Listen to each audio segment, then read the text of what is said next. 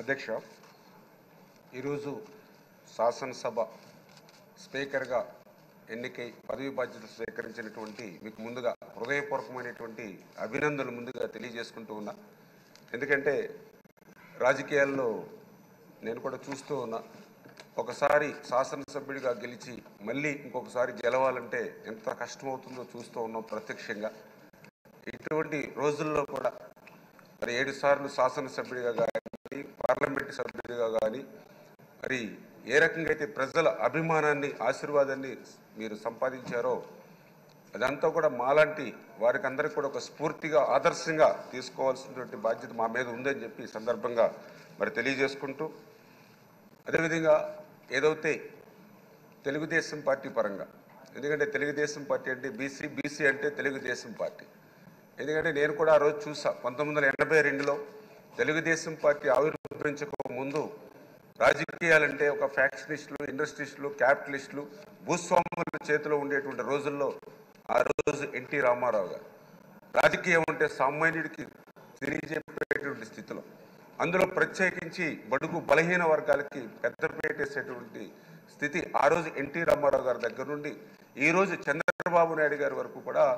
తెలుగుదేశం పార్టీలో ఈ ఆంధ్రప్రదేశ్ రాష్ట్రంలో నేను కూడా చూసినటువంటి పరిస్థితి. అందుకు ప్రత్యేకించి లాస్ట్ టైం కూడా నేను చూసాం, ఏదైతే 2 పార్టీలు ఏదైతే వైఎస్ఆర్సీపీ తెలుగుదేశం పార్టీ ఉంటే ఆ రోజు కూడా వైఎస్ఆర్సీపీ పార్టీ అంటే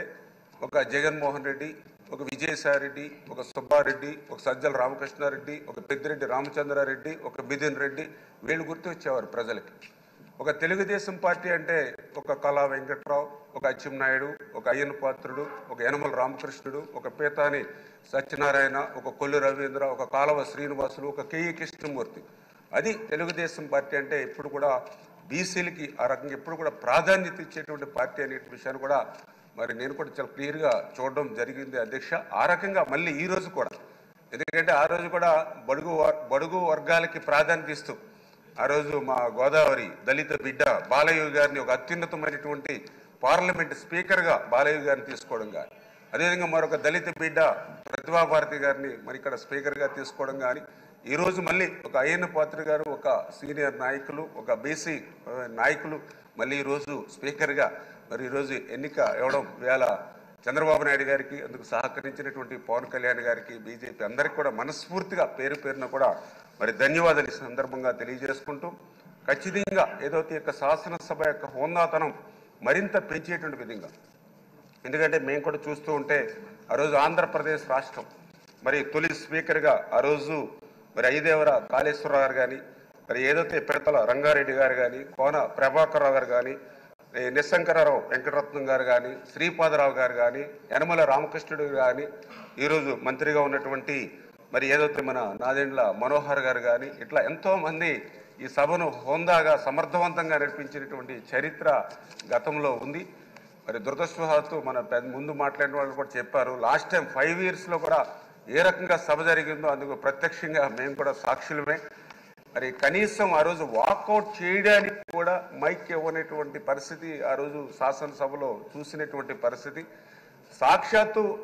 ఏదైతే ప్రభుత్వం చేస్తున్నటువంటి తప్పులు ఏవైతే ఉన్నాయో వాటిని మేము తెలియజెప్తే, ఎందుకంటే జనరల్గా ఏదైనా అధికార పక్షం అంటే మెరిట్స్ చెప్తుంది, ప్రతిపక్షం అంటే డిమెరిట్స్ చెప్తుంది. అయినా కూడా వాళ్ళు అవకాశం ఇవ్వకుండా సాక్షాత్తు ఆ రోజు కూడా నాకు బాగా గుర్తు, ముఖ్యమంత్రి స్థానంలో ఉన్నటువంటి ఆయన జగన్మోహన్ రెడ్డి గారు ఒక శాసనసభ్యుడు నా మీద ఒక ప్రివిలేజ్ మోషన్ కూడా మూవ్ చేశారనంటే వాళ్ళు ఎంత ఇరిటేట్ మైండ్లో కక్షతో ఆ రోజు శాసనసభ అంటే ఒక దేవాలయం లాంటి శాసనసభను వాళ్ళు ఏ రకంగా మరి మార్చారనేది ఆ రోజు 5 సంవత్సరాల్లో మేము కూడా అందరం కూడా ప్రత్యక్షంగా చూసినటువంటి పరిస్థితి. మరి శాసనసభలోనే కాదు, శాసనసభ వెలుపల కూడా మేము కూడా ఆ రోజు ప్రభుత్వ బాధ్యతలు, ఎందుకంటే మేము మొన్న అఫిడవిట్లో కేసుల వివరాలు నమోదు చేయాలంటే డీజీపీకి అప్లై చేసుకునేటువంటి పరిస్థితి, అంటే ఏ జిల్లాలో ఎక్కడ ఏ పోలీస్ స్టేషన్లో కేసు పెట్టారో కూడా తెలియనటువంటి పరిస్థితి. దగ్గర మా మీద నాకు ఆ వివరాలు తెచ్చుకుంటే 25 కేసులు నా మీద నమోదయ్యాయి అంటే నాకే ఆశ్చర్యం అనిపించింది. ఎందుకంటే 2019కి ముందు ఒక్క కేసు కూడా మా మీద లేనటువంటి రోజుల్లో